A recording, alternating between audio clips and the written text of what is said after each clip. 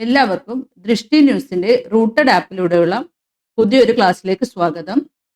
ഇന്ന് നമ്മൾ നോക്കാൻ പോകുന്നത് ഇന്ത്യയുടെ ഭൂപ്രകൃതിയായ ഉത്തര മഹാസമുദ്രത്തിന്റെ കീ പോയിന്റ്സ് ആണ്. ട്രോപ്പോഗ്രഫി അല്ലെങ്കിൽ ഫിസിയോഗ്രാഫി എന്നതുകൊണ്ട് ഉദ്ദേശിക്കുന്നത് ഭൂപ്രകൃതിയെക്കുറിച്ചുള്ള പഠനമാണ്.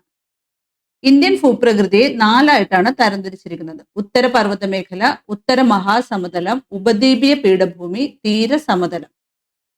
ഹിമാലയൻ നദികളും അവയുടെ പോഷക നദികളും വഹിച്ചു കൊണ്ടുവരുന്ന അവസാദങ്ങൾ നിക്ഷേപിച്ച് രൂപം കൊണ്ടതാണ് ഉത്തര മഹാസമുദ്രം.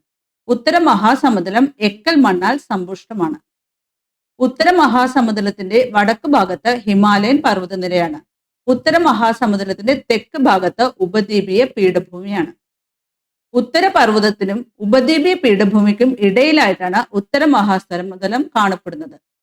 ഉത്തര മഹാസമുദ്രം പാകിസ്ഥാൻ, ഇന്ത്യ, ബംഗ്ലാദേശ് എന്നീ രാജ്യങ്ങളിലായി വ്യാപിച്ചു കിടക്കുന്നു. ഉത്തര മഹാസമുദ്രത്തിൽ സ്ഥിതി ചെയ്യുന്ന ഇന്ത്യൻ സംസ്ഥാനങ്ങൾ 7 സംസ്ഥാനങ്ങളിലായിട്ടാണ് പ്രധാനമായും ഉത്തര മഹാസമുദ്രം വ്യാപിച്ചു കിടക്കുന്നത്: രാജസ്ഥാൻ, പഞ്ചാബ്, ഹരിയാന, ഉത്തർപ്രദേശ്, ബീഹാർ, പശ്ചിമ ബംഗാൾ, ആസാം എന്നിവയാണ് ആ 7 സംസ്ഥാനങ്ങൾ. ലോകത്തിലെ ഏറ്റവും വിസ്തൃതമായ എക്കൽ സമതലമാണ് ഉത്തര മഹാസമുദ്രം. ഇന്ത്യയിലെ ഏറ്റവും പ്രായം കുറഞ്ഞ ഭൂരൂപമാണ് ഉത്തര മഹാസമുദ്രം. ഏറ്റവും പ്രായം കൂടിയത് ഉപദ്വീപീയ പീഠഭൂമിയാണ്.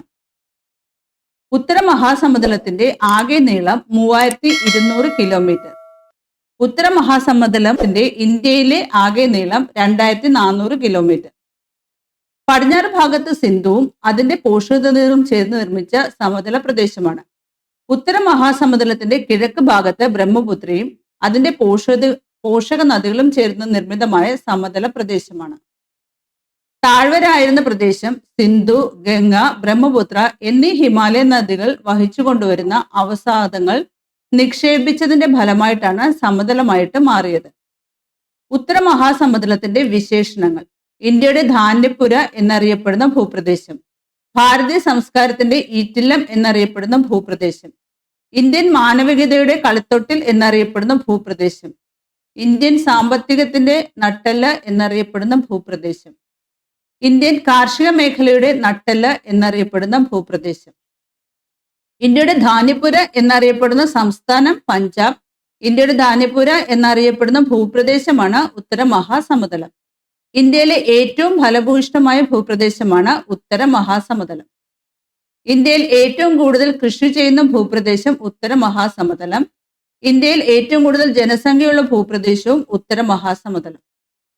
ഇന്ത്യയിൽ ഉൽപ്പാദിപ്പിക്കപ്പെടുന്ന നെല്ലിന്റെ 50% ഉൽപ്പാദിപ്പിക്കപ്പെടുന്നത് ഉത്തര മഹാസമുദ്രത്തിലാണ്.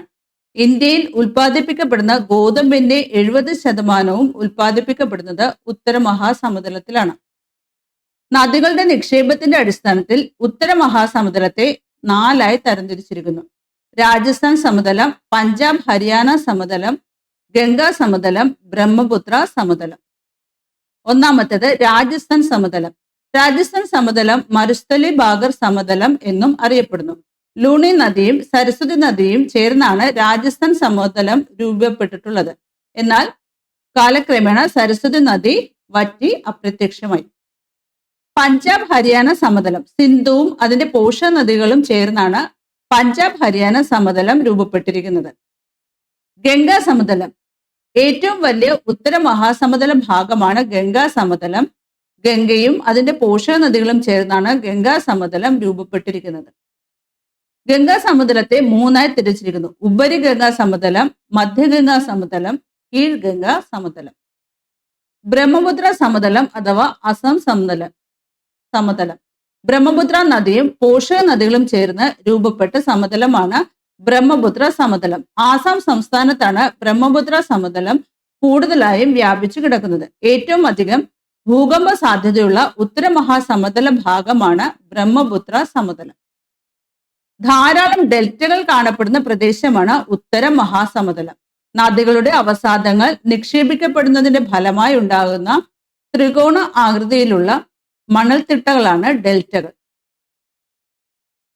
ഓക്സ്ബോ തടാകങ്ങൾ കൂടുതലായി കാണപ്പെടുന്ന പ്രദേശമാണ് ഉത്തര മഹാസമുദ്രം. നദികൾ വഹിച്ചു കൊണ്ടുവരുന്ന അവസാദങ്ങളിലെ ഭാരമേറിയ വസ്തുക്കൾ ശിവാലിക് പർവ്വതനിരയുടെ താഴെയായി നിക്ഷേപിച്ചുണ്ടാകുന്ന പ്രദേശമാണ് ഭാബർ. ഭാബർ 8 മുതൽ 10 കിലോമീറ്റർ വീതിയിൽ വ്യാപിച്ചു കിടക്കുന്നു.